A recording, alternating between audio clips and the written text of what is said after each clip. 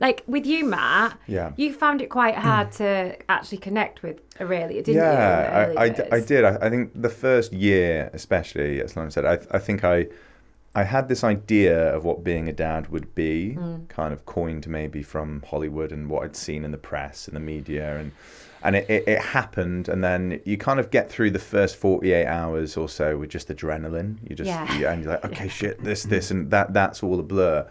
And then I just remember going through this really long period of not feeling a great connection. Like it wasn't there. And then in doing so, I then went down this path where I built my own narrative story in my head of, right, is there something wrong with me here that I'm not feeling? Is that this what connection? you felt then? You felt, rather than going, I'm probably not doing very well mentally, you went, is there something wrong with me? Yeah, that's where eventually I went. And then, it wasn't till, so for me, one of the reasons starting the podcast was understanding. So I remember with postnatal depression, we talk about it, we've spoken about it a lot on the show. But, and that is what you have. Well, that's, ultimately. I mean, it made sense. Yeah. Right. So 10 to 15% of mums will get it, in the UK, 5 to 10% of dads will get it. That's quite a lot. Which that's is a not lot. a big difference, yeah, really, is it? Well, exactly. And then part of me thinks as well that, probably I haven't seen many dads speak about it. Yeah.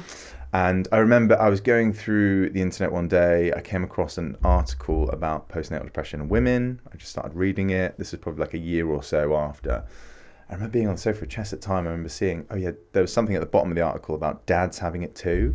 And for me, I was like, holy shit, that is what I had. That's what it was. Yeah. And for me, the diagnosis is, for me, it gave me that sense of, okay. It was that sense of, it was okay to feel that during that period. But I wasn't aware that dads could have it. So and you equally, weren't aware that you were feeling that's well, what no, it was. I was just like, shit, is this now my life? Am I it? just going to be just... And I just remember like our relationship at the time, because of it, was testing. And when you have a child for the first time, you're very much like, we found we were just like passing ships in the night. Yeah. Like, okay, your turn with the baby. Now your turn. Yeah, very much hand you go over do the baby. your shift, and then you forget about the core, the relationship, which everything is built upon. But it's not, we've started to have more conversations, and because of the Secret Life of Dads, we've had, in our inboxes, we get messages from dads, which is really, I find it really rewarding and really empowering. And I remember we did a TikTok about it, and I always remember there was one comment in the TikTok that just said, holy shit, that's what I had. That's what I had. Yeah. And just the idea that dads have got to find out about this at the bottom of a TikTok or in some article somewhere on the back end of the internet. Yeah, it should be talked about. But exactly. It's the same with, we're only just starting to talk about men's mental health. Like, what are the suicide rates of men? It's ridiculous, isn't it? It's staggering. And I think, it's dads find it really hard to talk about because everything physically is happening to mum.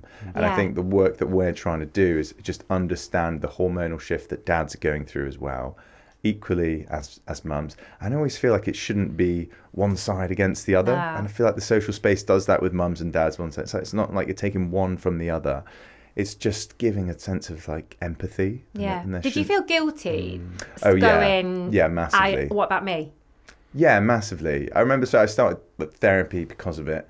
And the therapist said, I've spoken about this before, but, ask your wife what it's like to live with you. And it's a really powerful question. And I remember going back thinking, oh God, I'm not looking forward to this. And I think this was in the thick of it where I'd really been struggling and I knew I had to go. But essentially I said, I asked that question, and that's kind of where I feel like Chess and my marriage started. Yeah. Yeah. And it was a really nice moment of like, we were close to like, I don't know, like she said, I don't know if I want another child with you. Yeah. That's where we got to. Yeah. And I was like, I just don't know if I can go through this again. But it's been lovely actually, because it's been quite, you've both been quite vocal about it online. We've got like a lot of our friends are starting to have kids now. And there's this part of me that's so excited for them, because I don't want to like be the, like baddie and say, kids are the worst. Like, I love fatherhood. Yeah. I think it's amazing. Like, Aurelia started her first day at school the other day, and seeing her in a uniform, it's just, the capacity for love I have now is huge. It's monumental.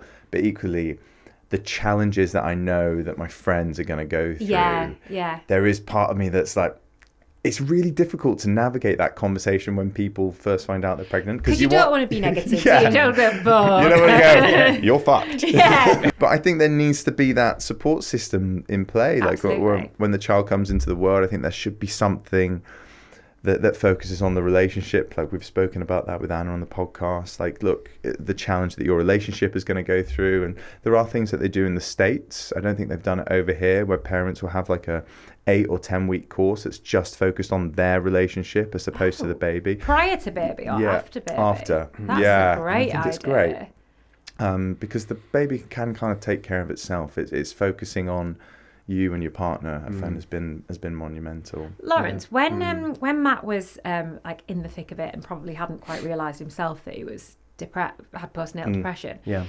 Did you know, as a best mate, did you see this big shift in him? Strangely enough, he was so good at hiding it. So okay. we would meet up, and actually I thought the opposite. So now I believe that he was probably overcompensating for what he was feeling internally, and his masking was to the point where he seemed really jolly when I'd meet up with him. And then eventually he asked to meet up, that we went out for dinner because we were going to discuss podcasting matters. And that's when he just laid it all on the table about what he'd been going through. And I had absolutely no idea. And I was someone who's closest to him. So it's just another example of how men, like you were saying earlier, can use humour in particular as an avoidance to actually mask and cover up deeper underlying issues, which of course is dangerous. At the time, it feels like a nice way to defer attention from confronting a hard topic and having that hard conversation, particularly with our partners at home. But eventually, whether it's resentment, whether it's a depressive or anxious state that builds up inside you, there's a threshold that comes out. And I'm just so glad that he mentioned it and had that conversation. Yeah, well, honestly, this guy, he's helped me so much. And it's literally, for us, it is very much like just going down to the pub with your mates. And I think for me, that was a big part of my outlook for this year, was actually like less therapy, more time with my mates. Yeah. Because that is a huge part that nobody tells you about when you become a parent. Like the focus that moves away from your friendship groups. And I think dads in particular, they really need that space. I agree. And I was then very like, oh, I can't do that because of the kid. But then equally going forward, if we're lucky to have a child again, like part of me is just, we know now what we need, how to keep our cups full. It's like, no, you go have that time with the guys tonight. It's really important. But I think a lot of dads and a lot of men in particular, they'll shut themselves away because it's easier not to start the conversation. I can totally see how it would be difficult to then open up to a friend that's like a proper laddie, lad, well, you'll be all right, mate. Because that's kind of like how men have kind of grown up to be. Like our parents' generations. It's all like slap on the back, you'll be fine. Get on with it, yeah. What's depression? Growing up, like I'd barely heard of it because it just wasn't a thing in Yorkshire. I mean, it was, but people would just skirt over it. And I think when you grow up of that generation, that's what you're taught to do. And I think our generation has made such a huge leap forward, haven't we, in terms of mental health, like, which hopefully means our kids are going to be totally pretty level-headed. Watch them all be absolute nutters now. We'd be like, so that but even like it. navigating that space as a parent now, right, of talking to our kids about what emotions they're feeling and everything. And equally, I don't think our parents did that, and that's not against them, it's just something that wasn't the norm then. They didn't do that. So now it's like, look, what emotion are you feeling today? Like happy hands. That, it's really interesting navigating that space as well. But we're the first generation, I think, really doing it's mainstream now as well, with films like Inside Out. It's almost like top table topics for us to explore. So it's very much normalized, for